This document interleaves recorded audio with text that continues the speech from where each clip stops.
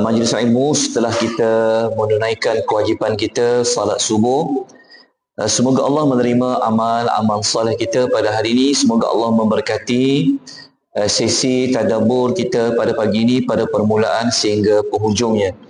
Okay, kita akan membaca ayat yang kelima dan ayat yang keenam. Ayat yang kelima ini adalah jawapan kepada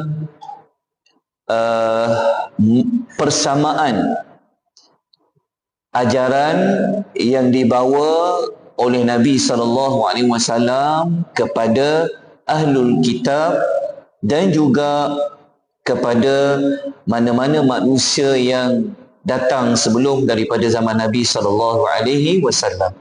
A'udzu billahi minasyaitonir rajim.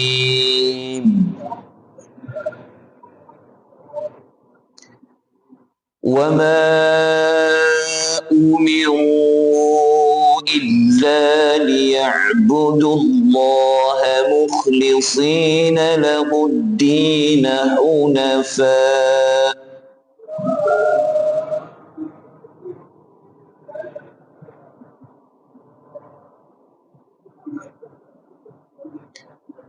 حُنَفَاءَ وَيُقِيمُوا الصَّلَاةَ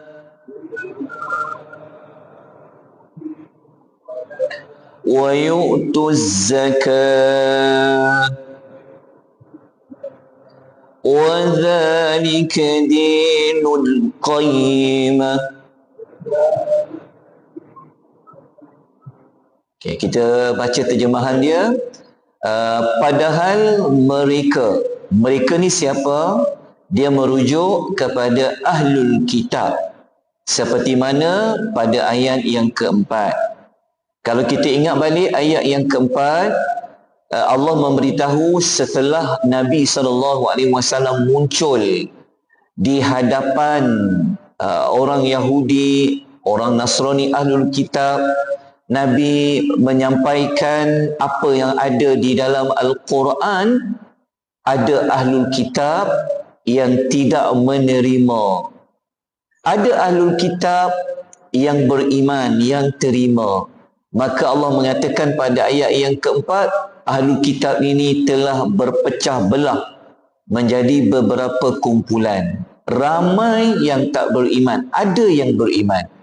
Jadi ayat ini Allah menyebut tak sepatutnya mereka tu ahlul kitab tidak beriman, sebab mereka hanya diperintahkan liya'budullaha mukhlishina lahuddin.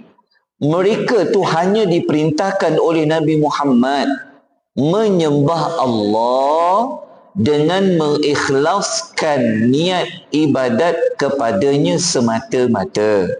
Maknanya Allah nak memberitahu ni sebenarnya, kalau kita merujuk dalam tafsir Al-Munir, sebenarnya apa yang Nabi SAW perintahkan itu sebenarnya sama maklumat yang ada dalam kitab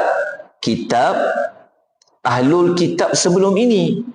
Maknanya masa zaman Nabi Musa dalam kitab Taurat sudah ada perintah yang sama macam ayat yang kelima. Dalam kitab Injil pun ada maklumat yang sama seperti mana ayat yang kelima. Jadi Nabi SAW bukan membawa satu ajaran yang mereka tak pernah dengar, sebab dalam kitab-kitab mereka pun ada maklumat yang sama. Okay. Kemudian apa lagi yang diperintahkan oleh Allah melalui Al-Quran yang dibacakan oleh Nabi SAW, iaitu hunafa, tetap teguh di atas tauhid. Hunafa ini, kalau kita lihat tafsiran yang lebih lanjut, dalam tafsir Ibn Kathir mengatakan hunafa ni iaitu yang melepaskan diri dari melakukan kemusyrikan menuju kepada tauhid. Sama juga dalam tafsir Al-Munir disebutkan hunafa adalah orang yang berpaling daripada kebatilan, dia pergi kepada keyakinan. yang benar lah. Maknanya tinggalkan kebatilan, tinggalkan kesesatan yang tak boleh tu kepada yang betul. Itulah dipanggil hunafa. Jadi Nabi SAW memerintahkan supaya apa? Supaya tetap teguh di atas tauhid. Lepas tu Nabi perintahkan juga kepada mereka wa yuqimus salat, dirikanlah salat. Dan yang keempat diperintahkan kepada mereka wa yu'tuz zakah, tunaikanlah zakat. Jadi kalau buat empat perkara ini, Allah kata wadzalika dinul qayyimah. Yang demikian itulah agama yang lurus, agama yang benar. Kita telah terangkan sebelum ini apa maksud al-qayyimah. Sama dengan al-qa'imah. Okey, ayat ini menunjukkan bahawasanya Nabi SAW menyampaikan ajaran kepada Ahlul Kitab bukan ajaran yang asing bagi mereka. Okey, kita buktikan lagi dengan beberapa ayat lain ya. Nak menunjukkan bahawasanya apa yang dibawa oleh Nabi SAW ini sama seperti mana nabi-nabi mereka yang terdahulu. Okey, maklumat ni sebenarnya kita pernah bentangkan sewaktu kita tadabbur surah Al-Jumu'ah. Cuma dah lama berbenar tinggalnya, kita ulanglah kembali, tak apa. Okey, kita buktikan ya dengan surah Al-Baqarah ayat 101. Muka surat nombor 15 ayat ini. Apa yang Nabi Muhammad SAW itu bawa? Allah mengatakan walamma ja'ahum rasulun min indillah. Apabila datang kepada mereka Ahlul Kitab, apabila Allah hantar kepada Ahlul Kitab ini seorang rasul daripada Allah, iaitu Nabi Muhammad sallallahu alaihi wasallam, musaddiqul lima ma'ahum, yang mengesahkan apa yang ada dengan mereka, iaitu kitab Taurat. Maknanya Nabi bawa ni, dia bawa apa? Dia menguatkan lagi ajaran Nabi mereka terdahulu. Sebab Nabi bukan buat benda yang asing. Tapi Allah bagi tahu, nabadha fariqum minhum minal ladzina utul kitab. Ada sebahagian daripada orang yang telah diberi kitab tu. Yang dimaksudkan adalah para ulama, pendeta-pendeta Ahlul Kitab ni, mereka melemparkan kitab Allah itu wara'a zuhurihim. Mereka lemparkan ke belakang. Ada maksud memang mereka baling kitab tu. Ada bermaksud mereka tak boleh terima maklumat yang Nabi Muhammad SAW sampaikan tu. Sebab apa mereka tak boleh terima? Sedangkan maklumat yang sama dalam kitab-kitab mereka. Nanti kita akan dapatkan jawapan dia. Okey, kita tengok satu lagi surah. Surah Al-Ma'idah ayat nombor 15. Muka surat 110. Allah mengatakan, ya ahlal kitab, wahai ahlul kitab, iaitu Nasrani, Yahudi dan Nasrani, qad ja'akum rusuluna yubayyinu lakum kathiran mimma kuntum tukhfuna minal kitab. Telah datang kepada kamu seorang rasul kami dengan menjelaskan kepada kamu. Itulah bayyinah tu. Yubayyinu lakum, menjelaskan kepada kamu. Jelaskan apa? Kathiran mimma kuntum tukhfuna minal kitab. Kebanyakan daripada isi kandungan kitab yang telah kamu sembunyikan.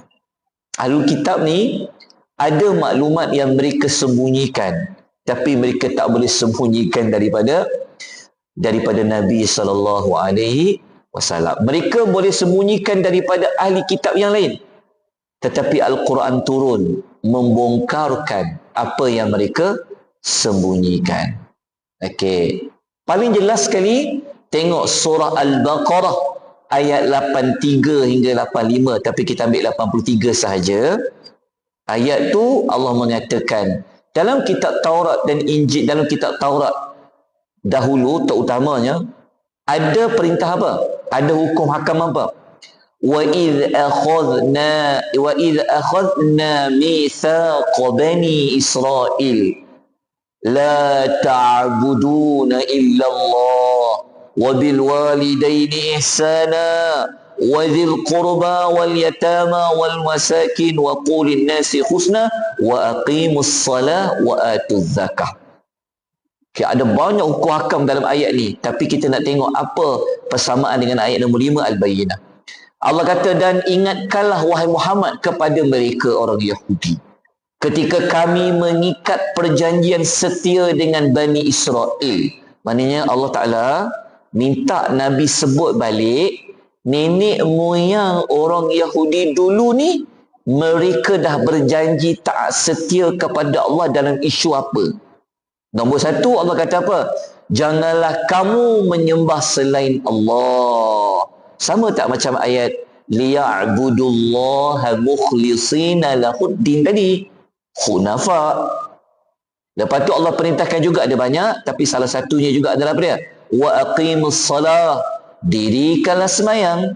Sama macam ayat tadi, wa yuqimus salah.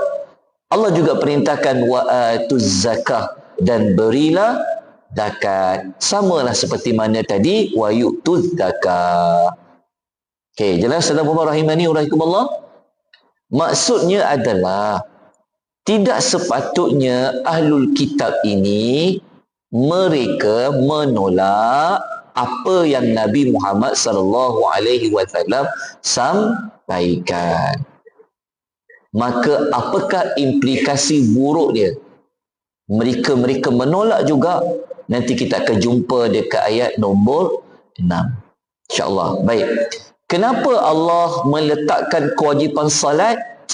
Kata Ibnu Katsir, ini menunjukkan bahawa ibadat salat adalah ibadat jasmani yang paling mulia. Ibadat tubuh badan. Okey, kita belajar ibadah ni ada banyak cara. Ada daripada lidah, ada daripada tangan, ada daripada anggota badan, ada daripada harta dan sebagainya. Maknanya sembahyang ni dalam banyak-banyak ibadat yang utama, sembahyang ini menjadi satu ibadat yang besar. Okey. Kemudian kenapa Allah sebut tentang zakat? Hikmah dia sebenarnya Allah ingin kita berbuat baik kepada kaum fakir miskin dan orang-orang yang memerlukan. Dan apa penerangan wadzalika dinul qayyimah? Yakni agama yang berdiri tegak, lagi adil, ataupun umat yang lurus. Maknanya kalau kita tak buat 4 perkara tu, maknanya bukanlah agama yang benar yang kita ikuti. So agama yang benar mesti buat 4 perkara tadi. Baik tuan-tuan dan puan-puan rahimani wa rahimakumullah. Oh, tertinggal satu ayat. Tak apa. Kita terus pergi kepada pengajaran ayat 5. Okey. Apa yang kita dapat belajar kesimpulan daripada ayat yang kelima tadi? Nombor 1, kita dapati persamaan hukum hakam yang terkandung dalam Al-Quran dengan kitab-kitab terdahulu. Kesimpulan yang kedua, pengajaran yang kedua, kepentingan niat yang benar, yang ikhlas semata-mata kerana Allah dalam perkara ibadah. Pengajaran yang ketiga, kepentingan salat dan kedudukan zakat dalam kehidupan seorang Muslim yang beriman. Pelajaran nombor 4, Islam satu agama yang tidak pisahkan antara hubungan manusia dengan Allah dengan hubungan sesama manusia. Okay, ayat yang ke-6, kita ada waktu lagi. Mari kita teruskan. Boleh tuan-tuan? Boleh, insya-Allah. Okey, kita baca ayat nombor 6 ni. Innal ladzina kafaru min ahlil kitab wal musyrikin fi nari jahannam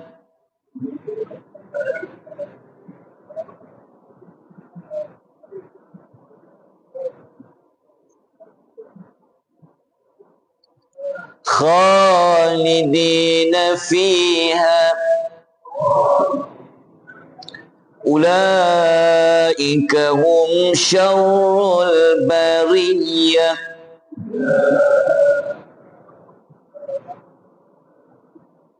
Okey, Allah memberitahu ayat yang ke-6, sesungguhnya alladzina kafarun, orang kafir daripada ahlul kitab dan juga orang musyrikin. Kita baca ayat 5 dan 4 tak sebut orang musyrikin, tapi ayat 6 kembali Allah letakkan orang musyrikin. Okey, kenapa? Kerana orang musyrikin pun sebenarnya apa yang Nabi Muhammad SAW bawa tu, yang Nabi sampaikan tu sebenarnya sama macam Nabi apa? Maknanya penduduk Mekah ni, mereka sebenarnya sudah dapat ajaran yang benar daripada Nabi Ibrahim dengan Nabi Ismail. Tapi lama dah zaman dah panjang, maka berlakulah kesyirikan.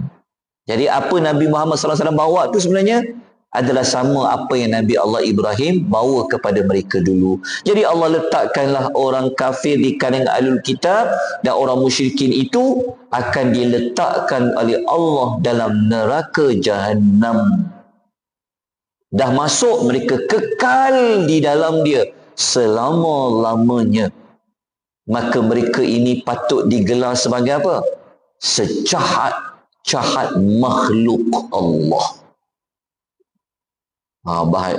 Buruk ya, sangat berat. Sejahat-jahat makhluk Allah di muka bumi ini. Jadi kalau kita baca ayat tadi mudah je nak faham lah. Tak perlu kita ulas panjang-panjang. Sebab ayat dia direct je, mudah je kita faham. Okey, apa maksud syarrul bariyah?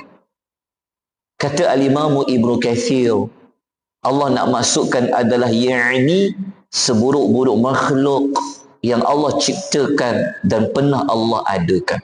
Maknanya kalaulah ditanya, siapakah makhluk Allah yang paling buruk, yang Allah paling tak suka sekali di antara banyak-banyak makhluk yang Allah ciptakan? Siapa dia? Orang kafir di kalangan ahlul kitab dan juga orang musyrikin.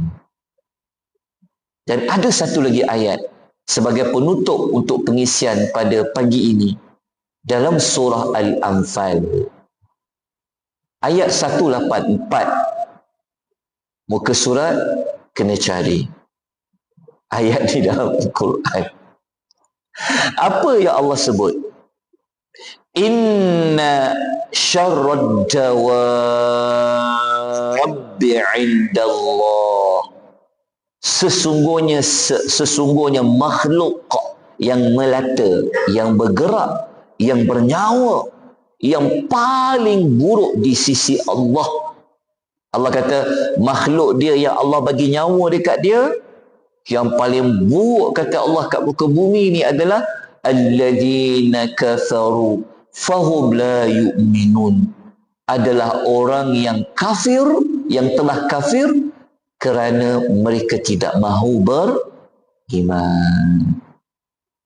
Kalau lawan dia pula, maksudnya kalau ada orang yang dia beriman, maka apakah panggilan yang Allah panggil kepada mereka?